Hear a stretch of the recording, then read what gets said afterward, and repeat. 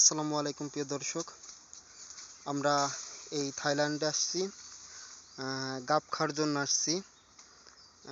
আসার পরে এই যে আমাদের এক ভাই অনেক উপরে গাছে উঠছে।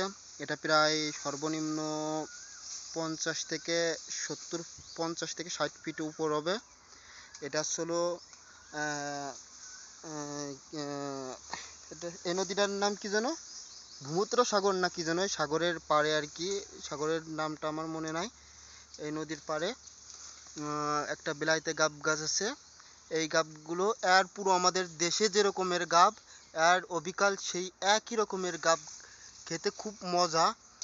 আমরা থাইল্যান্ডে আসার পরে এরকম একটা গাছ দেখার পরে আমরা দুজনেই আর কি উঠছি এই গাছে উঠছি এই গাব খাওয়ার জন্য।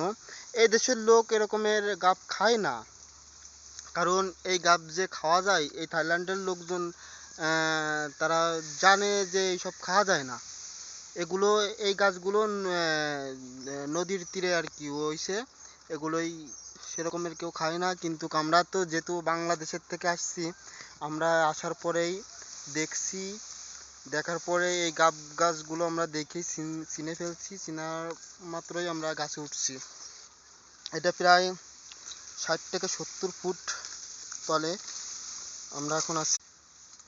গাবগুলো খাইতে খুব সত্যি অনেক মজাদার। আমরা এই বছরের এই প্রথম আর কি এই গাব খেলাম। আজ থেকে প্রায় 10 বছর আগে এই গাবগুলো খাইছিলাম। আর এইমাত্র আমরা এই এক জায়গাটা আসতে আমরা ঘুরতে ঘুরতে আসার পরে একটা গাব গাছ দেখার পরে এই গাব খাওয়ার জন্য আমরা উঠছি। তা অনেক সুন্দর লাগছে। প্রায় 10 বছর আগে এই গাবটা খাচ্ছি তো, আর 10 বছর পরে এই খাচ্ছি, খুবই ভালো লাগছে। তো আমরা এখন অনেক অনেক গাছে অনেক ধরছে, খাইতে খুব মজাদার জিনিস। যারা যারা খাবেন চলে আসেন।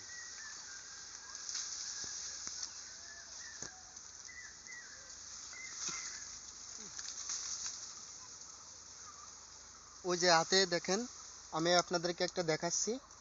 এই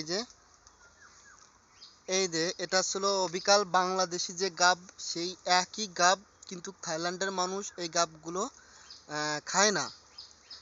ওরা এই গাবগুলো ওরা ভাবে কি অন্য একটা ফল, এই কারণে ওরা খায় না। তবে আমরা বাংলাদেশ থেকে আসছি তো, আমরা এই গাব দেখেই চিনতে পারছি যে এটা দেশের যে ফল সেই ফল।